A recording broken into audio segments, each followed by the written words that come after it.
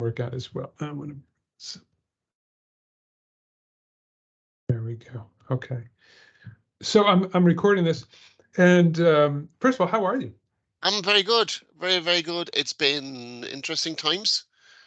Yeah. It's been interesting times. A lot of work, mostly with one client.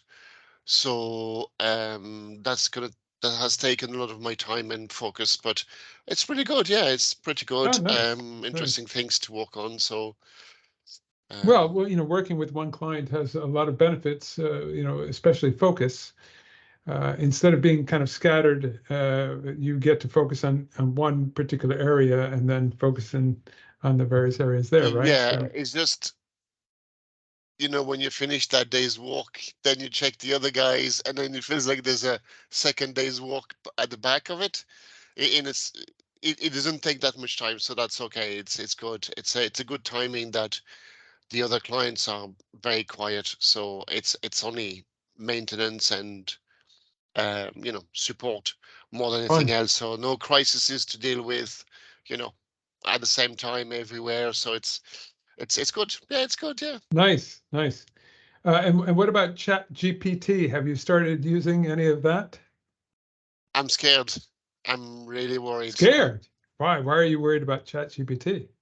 because I looked at, I ran a test, right? I ran a couple of tests, and for example, for a wine merchant, I typed, "Give me 300 words on what's so special about Australian wines."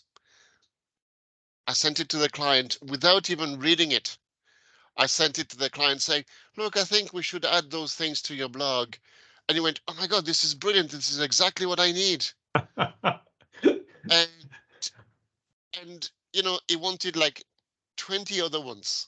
Now, not knowing it was AI generated, I wanted to see if he would pick up on nobody wrote this. Well, nobody human wrote this, even though it's taken from other sites and things that were written by people. Sure, it's So an it yeah, is a bit scary in that way, where already it's hard to believe what you read online. You have to be cautious, even from news outlets and things like that. Never mind social media, never mind toxic people and whatever it is. So it is a bit worrying. On an art point of view, I tried to create images that I could use in designs. I don't think I phrased it correctly in my question, but looking at the results I got, again, are why you would you saying you were become able to get images? How do you do that? I can't remember the name of the sites that I use, but there's a couple of them where you say, "I would like an Huh. image of this with such type of background, using the style of such painter, or a bit like this image." And even if you put a URL of existing images, Yeah. it's going to give you 4 options. And there's always one of them that Yeah. would do the trick. And again, if my living was based on being a designer, like an art designer or photographer or anything like that, again, why would I pay someone? Why would I pay the royalty for an image Okay. So when I so could Google so it what you're in such a saying way? is that you're afraid because it's going to remove the jobs of so many people. No, because it relies on existing content. So as long as we don't have existing content, it's not going to work. I'm more concerned about the laziness of some people, and then the accuracy or the truth of the content created. If it's all faked, I was testing some other site, putting my face on, no, putting my voice on someone's famous, and or another person, and it's because it was cheap, it wasn't perfect, but already to make a video with an explainer video, you type the text, you choose the voice, you choose the visual character, Sure, I've seen that too. Yeah, I've and done within that before. seconds you get Yeah. it. And what I was reading was, which is very interesting for me, is if I got a senior VP, for example, who's very busy, but in front of a camera to read a very specific text once and send that to that company, they would create an AI for that very person. Now I could type any text I want, and the video and his or her voice will produce the presentation video that I need to launch a product, to sponsor, or to Sure. champion an event or an effort. And that to me is a positive, because getting those senior VPs or higher even in front of a camera is nearly impossible. Is they don't have time. So do it once and I have you forever. It's a bit scary, but in the meantime, I could see the use of it, Well, the you know, advantage. at the same time, I mean, look what we have today in terms of bias and in terms of, you know, wrong factual evidence. Mm, Uh, you know, ChatGPT, for instance, is checking out thousands and thousands of sources in order to come up with this information. So, you know, of course, it makes mistakes and it does dubious things, but compared to, you know, going to some homepage that you've never heard of before, I mean, I think your percentages are probably better off as long as you're not quoting statistics mm. necessarily, right? You have to be careful with those things. No, But I at the I same agree time, with that. I'm concerned about the academic papers though, because imagine in 2 years' time, if that technology has advanced enough as it will, and there's no stamping of this was created by AI somewhere in well, the at the code. same time, somebody is responsible for the information that they put out. You know, you have um, editors and you have publicists and all of that. So if they use AI to help them, they're still responsible for you know the content, and that has to be thoroughly checked. Now, Mm, what they can do faster is do the wordsmithing, right, and make things. You know, let's say you're a scientist. You're not necessarily the best writer in the world. You might be a great researcher and not a great writer, and especially if you have to publish in English.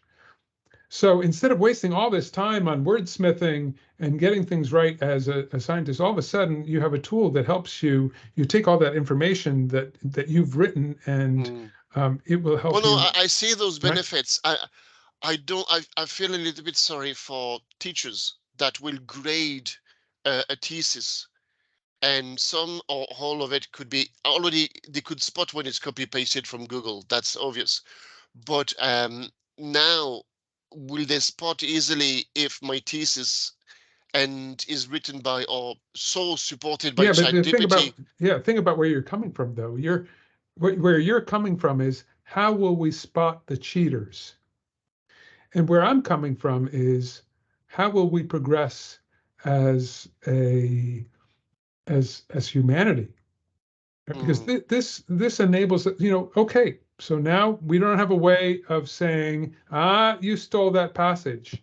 We don't have a way of knowing whether mm. or not they actually understand the information that they've put together in their thesis. However, that's easily ascertained by having a conversation with them, right? And I think the assessment, what the teachers are not realizing, I think, is it means it's going to force a change to assessment, because otherwise the validity of a master's, a degree, or anything, don't think a PhD, but really kind of the lower level, well, the lower level, a master is hard enough as it is, but it is maybe a constant testing, it's frequent testing, Well, it's a but different approach to assessment, which I'm very happy with, but it will force them to enter a world they probably have been resisting for quite a while.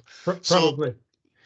At the same time, what happens is the level immediately rises, right? The level, you know, for instance, if you're going to write a thesis and you feed that into ChatGPT, and what comes out of that is a huge improvement on the writing of that. Of course, you have to check each section and of make course, yeah. sure that the facts haven't been changed, and all your research is correct, and the what you've put in. But if you're not good at asking GPT exactly for what you want, you're not gonna, it's garbage in, garbage out, right? Yeah, because I tested it with Unity. Unity is a game and AR VR development platform and animation as well in a certain way. And a lot of the, especially for games, the interaction is coded. So I was looking at the feedback from coders testing ChatGPT to create code. And it was very scary because the quality of the code was so efficient, so clean, so much better than they would have typed, especially in the time they took. But it only worked because they knew the code, so they knew to evaluate if it was good or bad. They knew exactly what question to ask to get the result they wanted. So if you don't have the training on to know to ask the technical terms, because if you say make me a game that looks like I don't know, Candy Crush, that's not going to work. But if you ask a very specific question, but what's interesting is then it means either they code quicker or they learn how to code better, or a bit of a hybrid. But it won't take their job away. It's the same as the robots have taken our jobs away. Of course it did. But it means people had to train in different ways to do other Well, jobs, including maintaining the robots. Let's say the car industry. So many tasks are automated, but it means the staff had to train into doing something else.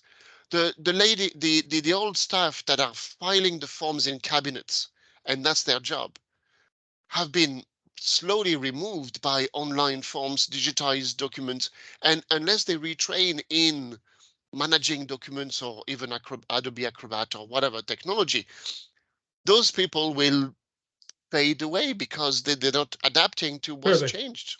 clearly.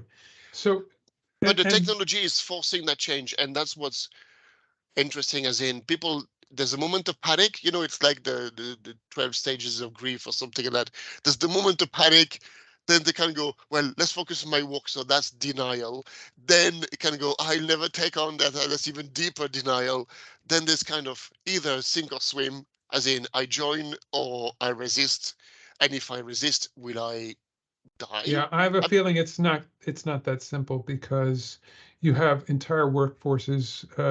You know, if you think about copywriters, for mm, instance, just with ChatGPT, whereas maybe you would have gone to a copywriter today, if you have pretty good skills, you're not going to send that out to a copywriter anymore. You're going to run that through ChatGPT. You're going to read through it. You're going to make some changes because you're not stupid. You understand the content and better than the copywriter might because mm, you're the domain expert. You're just not necessarily the best writer in the world. So what comes out, it's going to be more consistent and better laid out in many cases. It might be over the top, might be too verbose. It often is with Chat GPT. It likes to talk a little bit too much. But you can say, well, trim this down to 500 words, or make this more simplistic, or yeah. make it so that a 12-year-old could read it. All those things. Um, but I think that getting back to universities and research and all of that, what happens is there's the level of content, or the level of work that comes out of this will be at a much higher place, right? You're going to get a higher level uh, of Yeah, content. yeah, I think so, and I think that the copywriter will then adapt to, because it's funny you mentioned that. I was just talking to a copywriter I work with, sending her some articles to write and or to adjust. But now her job will be more, I think, down the line. Let's ask ChatGPT the like complete, complex, very prescriptive description of what's needed, and then edit what's been received. So ChatGPT Okay, or equivalent but will but give a it's but starting but think point. about think about this. they're going to do what they used to take an hour to do in 2 minutes. Well, Okay. at first, but I think that the reading, the proofing, the editing. No, no, no, no, no, no, no, no, no. It does. What do you mean editing and proofing? It's only about content because it's going to have perfect grammar, right? You don't have Yeah, to worry about any of the grammar mistakes anymore. Not perfect because I noticed that there are, different ideas about comma usage yeah. and so on. And But then I there's mean, English versus American as well. oh, okay. So if you want to change it to, you can't ask it to write in British English, Mm. can you? Yeah, I think so. Yeah. Okay. So, those things are kind of taken care of. And the wordsmithing that used to take, quite a long time to get these paragraphs in the right place and get the right style, all those things. I'm not saying that it's not a little bit generic, but the end product is so much better than what 95% of the population can write. So you're in Mm. a pretty good shape there. But here's what's going to happen in terms of, trying to get back to the students again. What happens when you're using GPT a lot?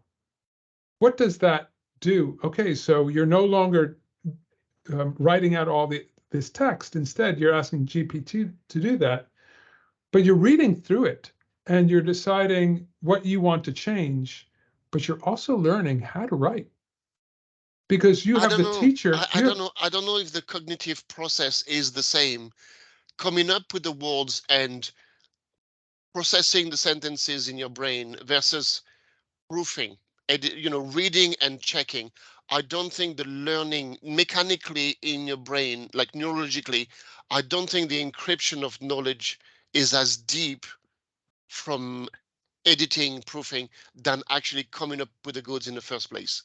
Okay, so as long as you're not using GPT for everything, Oh yeah. right? So look, you and I are both writing emails every day, Mm. right? But I can tell you my emails have changed. I can tell you I've learned so much from ChatGPT, the style of writing, business style of writing, right? I've always considered myself a pretty good writer, but now I'm learning, okay, I should phrase it more like this. Oh, I'm not presenting the context well enough at the beginning of my sentence or my paragraphs. Let Uh, me ask you this then. Do you see yourself like down the line, not long in the future, you receive an email from me asking you something or we discuss a certain point, and then you say it, you don't even type, you say to Outlook or to your email, now draft an email back to Eric replying to his question, emphasizing this point and doing this, saying that, and phrasing it this way, and then the draft is there, you kind of double check it's okay and you click on send. Do you see that actually that's the way the communication will become, in a certain way, that all that drafting will be no, no, automated? it's a push of a button, and I'll tell you how it works. You write your email, you click the Make button it that better. says improve. Mm, It improves okay. it. You fix the last, little things that you want to change. Too much there, click. No, too formal, and say too formal, right? But I can't tell you how many times I do that in my emails today. Proposals, making sure that things are very clear. I'll write something out in a proposal and I'll say, okay, make this better. And it comes back and I think, oh yeah, yeah, that's better. you know, Okay. Okay. because and I could probably do it, but it would probably take me an hour to get it just right. And Mm, I don't want to spend an hour. And before I wouldn't spend the hour, right? I yeah, would yeah. just send it like that because I can't spend an hour on every single little proposal I make. And at the moment, do you do it through a web browser or some, and then you copy paste your content back I, into your documents? yeah, I have I pay for ChatGPT, so it's never down for me, and I highly suggest that because it's just like it's so much faster. Mm, It's immediate. As soon as I hit send, it starts. yeah, Right, yeah, so yeah. I'm not sitting there waiting for anything and Yeah. all of that. But so I think that what will happen is it's still early days, right? I think what will happen is everybody's going to improve the messages that we all get.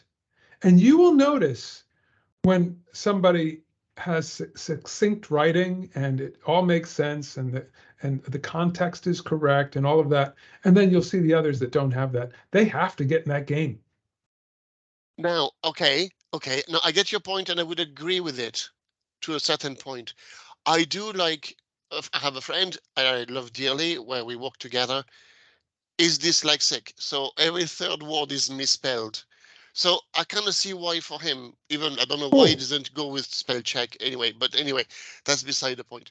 But does do we arrive at a certain point where if everybody is using it, it kind of sterilizes the conversation, as in everybody writes well to the same level, to the same consistency. So we're losing that uniqueness of the expression that you use, the way you form your phrases. Like it's yes, better, but yes, it means we all use the same uniformization, whatever it yeah. is, And you make of it sound like that's communicate. you make it sound like that's a bad thing.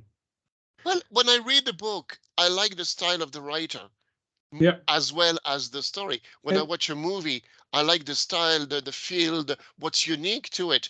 If yeah, it's all the same, all standard, it could be losing some uniqueness. yeah.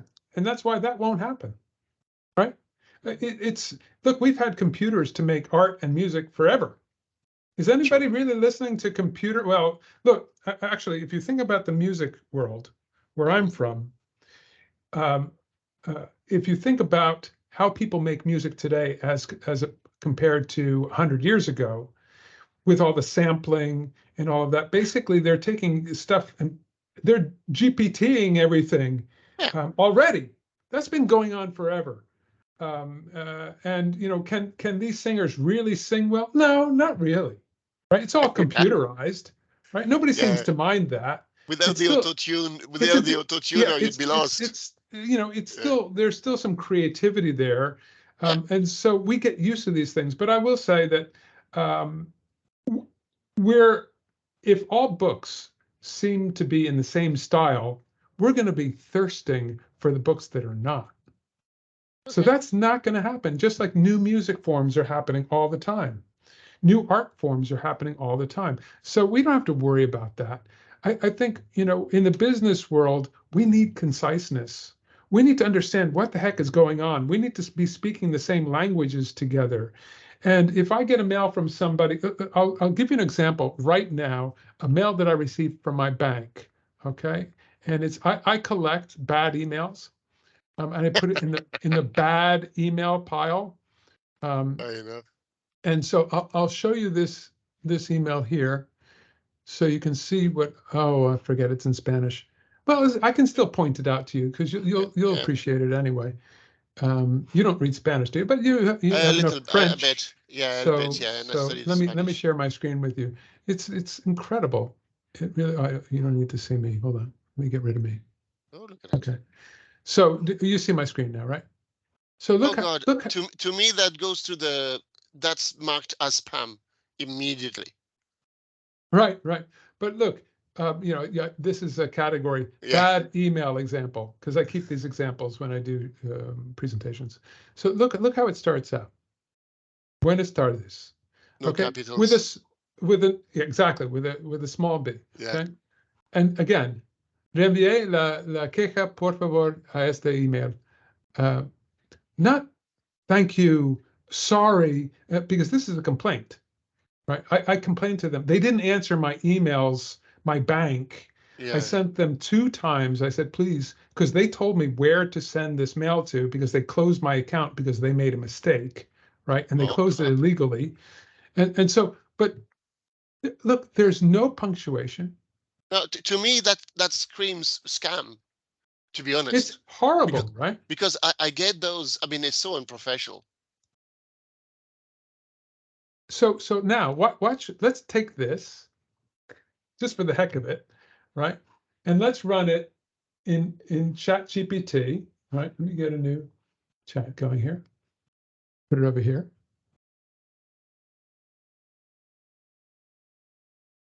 And I'm going to tell it to improve. Look at that.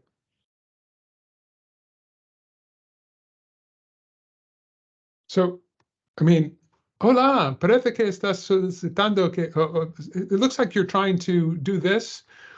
In order to do that, you need to copy and paste the text and here's this. And I hope that this helps you solve your problem. Yeah. Good luck. Right. Well, good luck. I would remove because that's not very nice either. No, but you could ask more official or more, more formal. So but it just that's the level at a bank. I think we need some improvement, right? And what I would find interesting then in as a transition, maybe in Outlook, let's say in this case, to run a compare. So you're about to send it, and there's a compare button or check button or whatever that says, okay, well, this email scores 12% good. An idea, a better solution might be something. So it doesn't give you the answer doing the work for you in a sense, as much as it compares to against another maybe better option. And you could say, okay, yeah, I like that part of the option better. And you could get some bits into it. But it'd be interesting as a kind of instead of doing the work for you, because I'm when we look at the reliance on mobile phone, for example, for information, not even anymore just giving a phone call from one person to another. It's the messaging, it's the social media, and for some people that I know, you remove their mobile phone, it's like cutting their hands off. It's so. Is there a point, like way far down the line, that we need to kind of consider that suddenly, if the day GPT crashes, people won't know how to do their job in a way, or because they haven't learned, they've taken the back seat, letting the technology do it for you. But Eric, that ship has sailed. That ship sailed when they invented the printing press. No longer will people be able to tell long tales about their families. No longer will people be able to entertain others with poems. That's gone. All of this stuff. There's no getting this back. Is when technologies come to light, there's nothing we can do about it. You just have to take the ball box and is run. opened, and that's it. Yeah. It's lost. And I would say to you, I will agree with you on a personal level. Oh, we're doomed.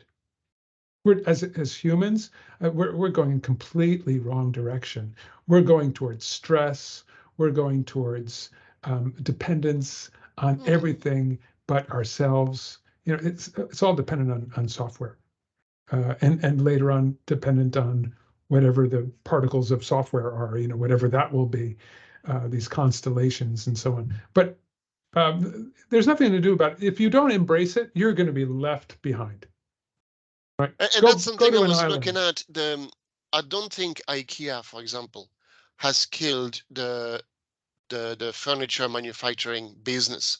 Good point. Because way before that, I studied cabinet making for years before getting into digital, and before that, it's impossible to run a profitable business, making tables and cabinets, like nice pieces of furniture other than just shelves in someone's bedroom, kind of whatever, built it. So nice pieces of furniture, where people go to IKEA for a fraction of the price immediately.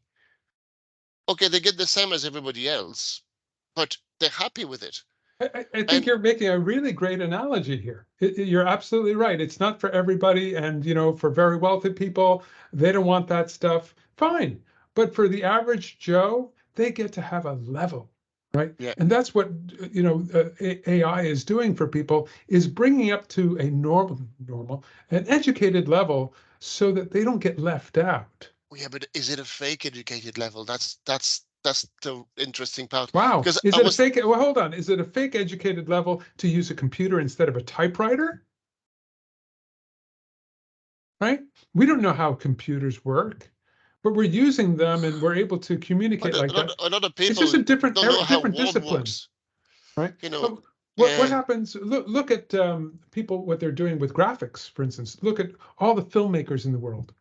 How many filmmakers are in the world now? How many filmmakers were there 20 years ago? And how many filmmakers are there now? 20 years ago, you'd have a few thousand filmmakers. Now you have billions of filmmakers, right? Yeah, but has the quality improved? It's Or not, is just mass, like when I look at YouTube, it's a vomit of or TikTok is even worse, I think, because it's just a pile of things that well, okay, I don't find here, it let me interesting, answer but that it's not just question. Let me. me answer that question. Yeah, Think classical music. Okay, tell me all the composers you know from the 18th century, and you could probably name, I don't know, 10 if you're yeah. really good, right?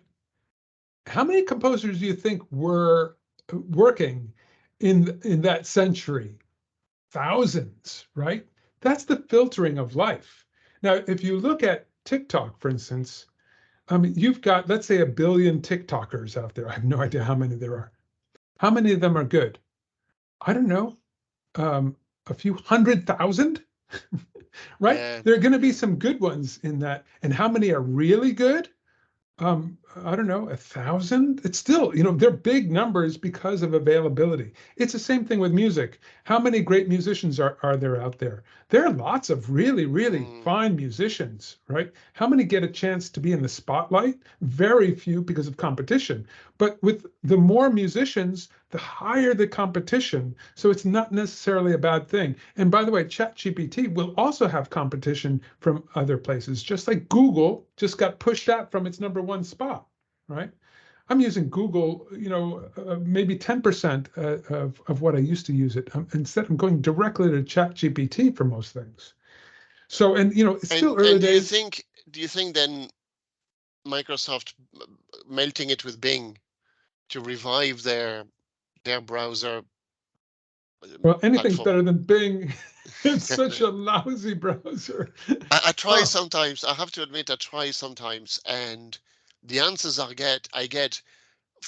That's interesting how the algorithm is different because they have the same source. The amount of information in the websites and access, free access, or whatever it is to all of that is the same. So I'm not expecting the same answer because then what's the point of having two Googles at the same time?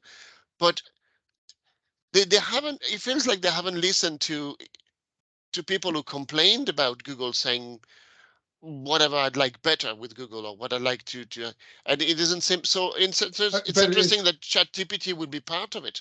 So so it will phrase your sure. answers. It, it's interesting because Google does basically, you know, I'm not saying that they don't have Gmail and the G Suite and all of that, but the real driver is Google search, right? That's their focus. So with Microsoft, that's not their focus, never No, has no. been. So I think that's why, it's what you focus on grows, and you're bringing in the biggest experts that you can possibly find for what you need the most in. And for Microsoft, it's not going to be search. It's going to be something else. Yeah, So speaking of Microsoft, yeah. let's get back to our kind of topic for today, because I I want to ask you just a few questions yeah. in order to help our new users and people interested in learning more Mm, about LeanMail. And so that's really the reason why I asked you to speak with me today. I want to ask you a couple of questions that hopefully will shed some light on why it makes sense to try LeanMail. mm, And how long have you been using LeanMail for, Eric? I don't know. Uh Is it a year, 2 years? oh no, it's a year. It's within a year, yeah. It's been within a year. Okay. So I know it's difficult for you to think back to the early days before you even had Yeah, yeah. LeanMail. What for you was the thing that made you think, oh, this is really going to help me? Was there something specific that made you think this is I would summarize it as regaining control. It's moving from this firefighting kind of uncertainty. Did I forget something? So you end up with a list here and a list there, or don't forget to reply to Joe or check this or Right. whatever it is. Were you completely out of control before? No, but no. It wasn't out of control, but it didn't feel under control. Number one, where now I know, there's that certainty. There's sometimes as well, there's that kind of weird fear. If I open my email, I'll see what's in it and what I didn't do or what I should have done. Or, oh God, there's that kind of, maybe if I don't open it, I don't see it, that kind of thing. Now I open it, it's pretty much empty. What I need is highlighted, focused, dated, tagged, organized. When people reply on an email that has been categorized already, it's nicely marked. It's Okay, so here's a simple. question I think a lot of people have before they start with LeanMail. They look at like a little demo of ours and they think, God, that's complicated. What do you have to say to that? It is complicated because two things. The first time when you kind of go, okay, it's clear that I need to change my habits. That's complicated, as in difficult, but it's well worth it. So there's no doubt about it. Number two, it's that there's a catching up in a certain way. And one of the painful thing I remember was deleting my rubbish email. You know those emails I used to keep just in case. I don't know. It's and like I had some that were dated. I don't know. My email account exists for the last 20 years. So if I open a backup or whatever it is, I would find email 20 years old. That if I haven't done anything about it now, Right. it's too late. But So there's nothing forcing you to actually delete those mails. You could put them in a different folder. It's oh just yeah, no, absolutely they not. just won't be in your inbox, right? No, but it's that, and it's funny because it's quite serendipitous because I when I deploy SharePoint to some clients, we work on a system, on a workflow that is forcing the user to do the right thing. It's the right thing for them. It's the right thing for the business. Overall, it's the right thing. And I was a bit anxious about doing the right thing in my email because I knew, look, this email is 5 years old. Like, if I like it so much, print it, frame it, put it on the wall. I don't know, do something or take a Sure, photo of it. I don't know. Just don't keep it. There's no point. sure. So no, what was complicated was at first visualizing the end product. But I remember meeting Esther, I think, on the presentation, and very quickly that was mitigated. That was like, look, this is what you're working towards. An email that is lean, streamlined, perfectly organized, in a most easiest way to use the tools. That's okay. And now I open my email and I see, okay, well, I've received a few emails. Great, people are talking to me, but it's very quickly sorted. I know what's on for today. I don't necessarily have to worry about the ones for next week, where before it felt like I had so many balls in the air trying to juggle, and some of it was in folders, some of it was categorized, some of it was organized a certain way, flagged, not flagged.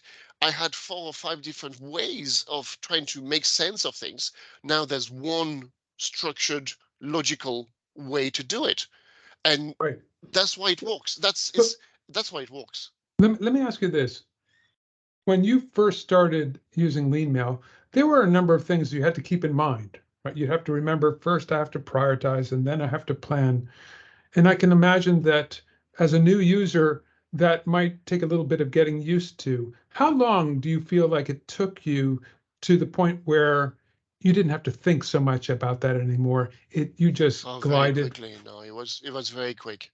I How, have to but, admit, no, because I use systems all the time, so mhm, it kind of makes sense. But that kind of two-tier or two-step approach of trimming the fat. So you prioritize what you need to prioritize. The rest should go. You read it, great, and then I should be dealt with. Then I go to what I prioritized and I decide, okay, what kind of priority I'm going to put it? What's my deadline? What's the keyword? What actions am I going to take, or pass it on to someone else, or that kind of thing. It kind of trim the fat, focus on what's left. And I like the lean and trimming the fat kind of analogy there, where really, yeah, what's your left is really the good stuff, and what do you do with it? Because comparing to before, oh, I have to remember Thursday, I have to do something, I have to renew something or whatever it is, but I need to do it on Thursday or Friday or whatever other day. Now I don't have to remember, in a sense that I could focus on the business, what's so important, Yeah. focus on what needs my focus, because my emails are taken care of. So, obviously I get that. The question though is for the people who are looking at this for the first time, who haven't really gotten their hands Mm, on LeanMail yet, there's a concern that, for instance, writing in a next action and putting in a when date, a deadline, is going to be a lot of admin work. What can you do? What can you say to console them in that respect? Again, to me, it goes back to control. I take control of my diary, of my timetable. I am more creative than organized in a certain way. My wife is more organized than creative in a way, so we work really well together. Her head works like a calendar. So Mine you're looks saying what I hear you saying is I'm a creative type, and typically not as organized as, for instance, your wife, but this gives you the framework then oh, to be completely. organized. Absolutely. Yeah, yeah, yeah. Okay. Because it doesn't, you see, what I like about it is it didn't change me. I'm still creative. I still have in my head a big board with lots of post-its, a bit kind of, and to people it could look very messy. To me, it makes sense. But my emails don't have to be disorganized, or I have my own system. Because that's not under control. And the last thing I want as running a business or just for my work or other personal stuff is I don't want to drop the ball. So And this is how I do not drop the ball. And great. I know it's helping. It's that simple. I know this is helping. I've changed how I do things, but I, changing how I do things is probably the wrong way on how to explain it. I've upgraded. I got an upgrade to my Outlook. Hmm. That's more how to see it than I changed my way of handling emails. I didn't. I still reply. I still deal with them. I still organize them somehow. But the way LeanMail helps me is that upgrade. It's just better Outlook, which means the tool helps me do it better. Yeah. That's it. Yeah. It's that simple. In terms of the time you spend on your email now, because of all the next actions and uh, the prioritization Mm. and all of that, do you feel like you spend more time on email? Oh no, way less. Way less because I But how remember can you spend less time if you're adding next actions and doing that admin work? I'll tell you about that. 15 years ago, I was delivering a course, and the one of the an attendant there was explaining to me how it changed how he managed paperwork, because he had to deal with a lot of paperwork as a national organization manager. And he used to put a dot at the top of each page anytime he touched a piece of paper. When you tidy up, what's that again? Put a dot. Read it, action it, put a dot. And I save the time by not going back through my list of email, scrolling up and down and say, okay, what did I flag? What did I do this constantly? Am I forgetting something? What's on now? Or no, I do it once. And this is where I save the time. I put only two dots per email. One dot because I dealt with it, organized it, and the second time because I actioned it. That's it. And that's how it should be. Yeah, good. And and it's that control again. It goes back for me. It goes back to that control. Same for financial things. The same for, I don't know, other work and computers and systems. You need to trust it. You need to feel like you have some amount of control, and you're not driven by those reminders constantly flashing at you, say, do Sure. this, do this, do that. No, I know that now. I know that what's there is okay. That's for later. I'm not saying I don't have to deal with it or think about it, but okay, if I marked it for next month because there's a renewal, a meeting, or some report to prepare, I'll deal with it when it's time. I don't need to dedicate some thinking time or some focus. So it saves me the time because I don't have to go back and double check I've done everything. It's more a question of I'm focused on what I'm doing because I've done that task. Yeah. It's the same as I've printed something. I don't have to double check 3 times it's printed. It is done. It's given. Um, I've created this poster. I created this course. I made that video. I don't have to go back to it again and again and again. I've done that task. And my email is the same. I've done my task. I don't have to go back. And that's where I save time. Great. Let me ask you one last question about archiving. Are you using the LeanMail Instant Archive as Yeah, well? yeah. 30 days, is it? So let me ask you this. What did you do before you had the one smart folder? Did you have lots of Oh, yeah. folders? Okay. And so what for you is the biggest difference between having one smart folder and having all of these hierarchical folders? What do you think is the biggest difference?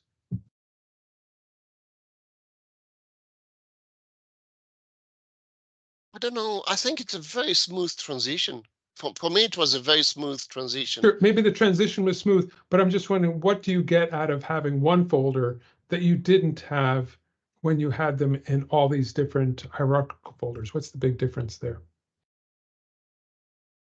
Well, I don't know. It's I don't know. It's more logical. It yeah. It's it works. I don't know. I never questioned it. It's It's just it's become so normal for you now it that you just don't even think about the fact yeah. that you That's can. what it is. The same way as it's an issue that I have sometimes with people transitioning from as let's say an in-house server to let's say a cloud service or something like that. Suddenly for the first few days. It's like, "Oh, I don't know where things are. Where is it? What's going on to my files? My files, it's so precious." And then you ask them the same question a week later. It's kind of go, "Oh yeah, it's there. Look, just there. Yeah, sure, no problem."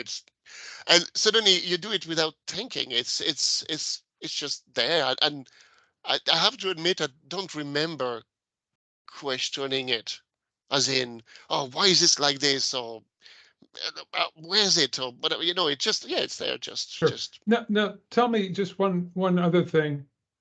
For somebody who's not sure they really want to try this out, they've just gone through a workshop and they really like their system the way they've been doing it for the past 10 years.